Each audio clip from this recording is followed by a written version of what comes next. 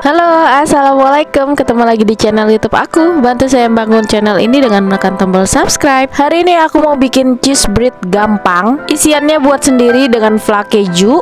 Jadi bisa pakai bahan-bahan yang ekonomis tapi tetap enak. Nah, terus ini juga bisa dijadikan untuk ide jualan ya teman-teman, karena ini juga merupakan salah satu jualan aku. Nah, kalau gitu nggak usah lama-lama lagi, kita langsung aja membuat. Nah, pertama-tama kita bikin roti bannya dulu.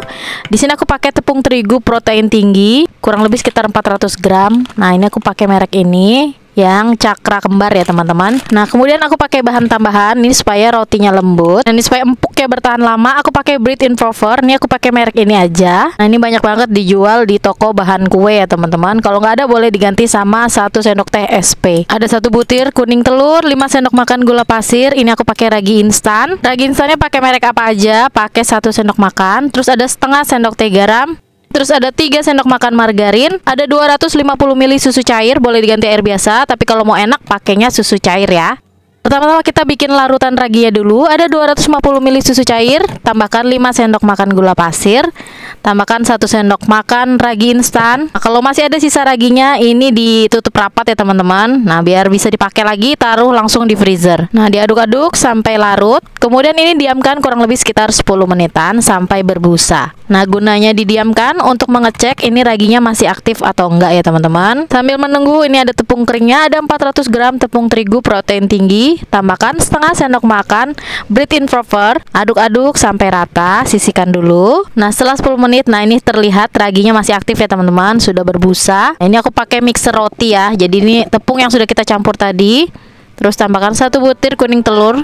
Nah, di sini aku pakai mixer andalan aku karena menurut aku ini mixer yang hemat dan ekonomis juga harganya, yaitu stand mixer dari Samono SWKM 550. Ini memiliki teknologi Jepang dan desainnya itu mewah banget. Memiliki 10 tingkat kecepatan, ada indikator lampu LED, bisa untuk adonan roti, bolu, cookies, dan krim. Mudah dilepas dan dipasang kembali. Kapasitasnya juga banyak banget, kurang lebih sekitar 5 liter. Nah, memiliki wadah stainless steel yang tidak mudah berkarat dan mixernya ini juga mudah digunakan. Nah, ini cocok untuk olahan bakery standar homemade atau rumahan ya teman-teman. Nah, lanjut ke adonan rotinya. Ini masukkan secara bertahap ya, campuran susu cair dan raginya. Nah, untuk awal aku pakai kecepatan yang paling rendah dulu, 1. Ini kurang lebih sekitar 1 menitan aja. Nah, kemudian kalau sudah bahan cairnya masuk semua, ini kecepatannya aku naikkan jadi 3 tingkat ya teman-teman. Nah, ini aku mixer sampai kalis kurang lebih sekitar 15 menitan. Sambil dirapikan tepung-tepung yang melengket di pinggirannya ini biar merata. Terus mixer lagi ya teman-teman sampai kalis elastis. Nah, buat yang nggak punya mixer roti, ini bisa diulen pakai tangan ya teman-teman ya. Cuman butuh tenaga lebih dan waktu lebih lama. Nah, kemudian kalau sudah setengah kalis, di sini aku masukkan 3 sendok makan margarin. Nah, ini kita mixer lagi sampai kalis elastis.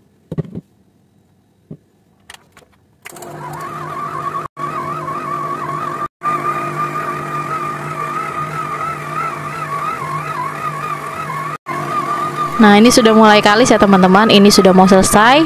Nah, yang terakhir aku tambahkan setengah sendok teh garam. Nah, jadi garam ini dimasukkannya di terakhir ya teman-teman. Nah, ini aduk bentar 1-2 menitan aja. Nah, kalau sudah, kita keluarkan dari mixer ya. Nah, ini kalian bisa lihat nih kalis elastis. Nah, ya udah deh, ini kita mau diamkan dulu, kita resting adonannya ya teman-teman. Nah, dibulat-bulatkan rapi dulu. Nah, ini boleh banget diolesi sama minyak. Jadi ketika mengembang itu nggak lengket-lengket di wadah ya teman-teman.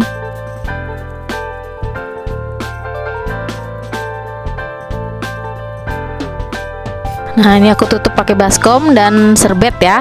Nah, ini aku diamkan kurang lebih sekitar 45 menitan. Diamkan kurang lebih sekitar 45 menitan. Nah, ini sudah mengembang banget, 2 kali lipat. Nih, kalian bisa lihat ya teman-teman. Nah, ini kita kempiskan dulu, kita buang udaranya. Nah, sebelumnya tangan kita olesi sama minyak ya supaya tidak lengket-lengket.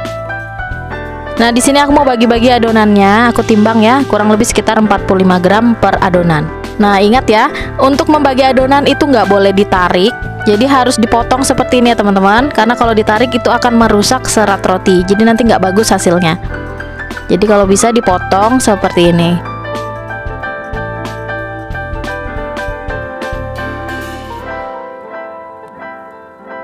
Nah, kemudian setelah ditimbang semua adonannya, nah ini langsung kita bulat-bulatkan aja seperti ini ya.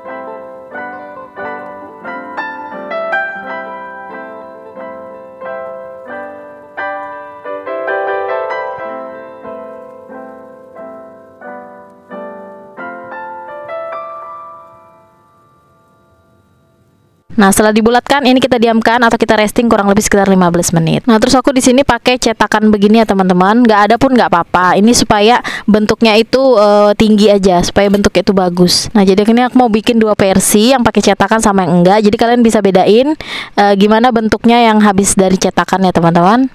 Nah, ini setelah aku diamkan kurang lebih sekitar 15 menit setelah dibulet-buletin. Ini langsung aja di oven ya. Nah, ini kita oven dengan api sedang cenderung ke kecil, kurang lebih sekitar 35 menitan. Ini tergantung sama jenis oven masing-masing ya teman-teman. Nah, ini atasnya nggak perlu dioles apa-apa karena nanti kan akan ditopping juga. Nah, ini setelah 35 menit dipanggang. Nah, ini udah mateng roti kita ya teman-teman.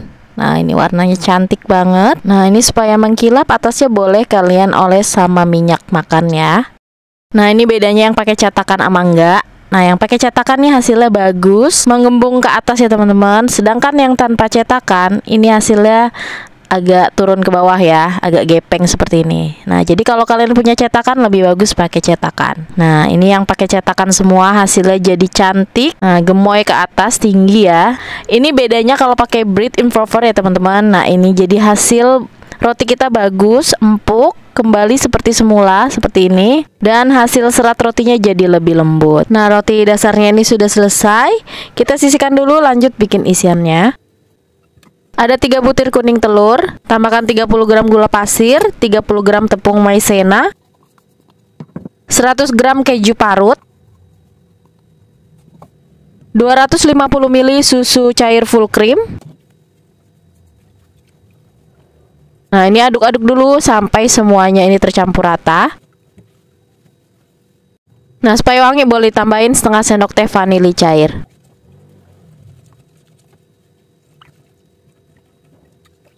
Nah, kemudian ini kita masak flanya sampai mengental, sampai menggumpal dan meletup-letup dengan api yang sedang cenderung ke kecil supaya tidak gampang gosong ya teman-teman. Nah, ini masak terus flanya sambil terus diaduk-aduk ya. Nah, sampai teksturnya tidak mudah jatuh seperti ini ya teman-teman. Langsung aja dipindahkan ke wadah.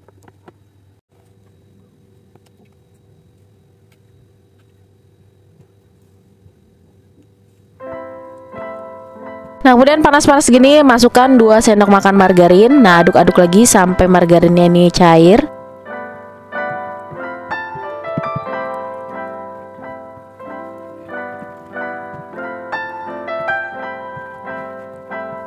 Lalu setelah dingin di mixer sebentar. Nah, ini gunanya di mixer supaya isiannya itu lembut dan halus ya. Kalau nggak mau di mixer juga nggak apa-apa. Ini opsional aja ya teman-teman. Nah, kemudian masukkan ke dalam plastik segitiga.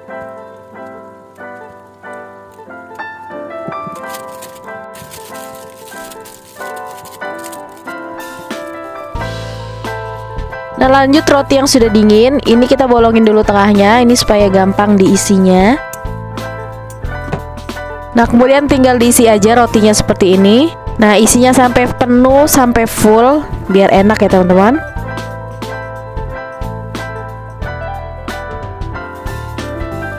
Nah, lalu atasnya diolesi dengan pela juga, supaya nanti kejunya gampang buat menempel.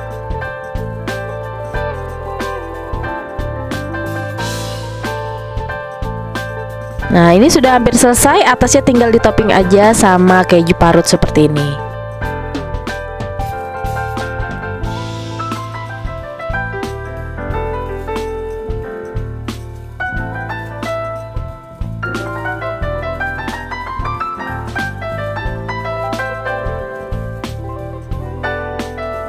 Nah, ini dia cheese bread viral yang sudah aku buat hari ini. Kalau kalian suka dengan videoku ini, jangan lupa tekan like, komen, dan subscribe channel YouTubeku. Dan jangan lupa juga tekan tombol loncengnya untuk dapetin notifikasi video-video aku yang terbaru. Nah, gimana teman-teman? Bikinnya gampang kan?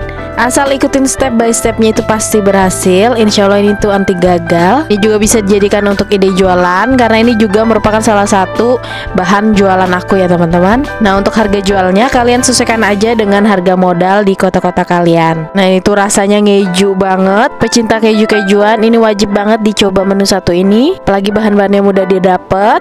Ini aku pakai bahan yang ekonomis. Nah, jadi semuanya pasti bisa buat.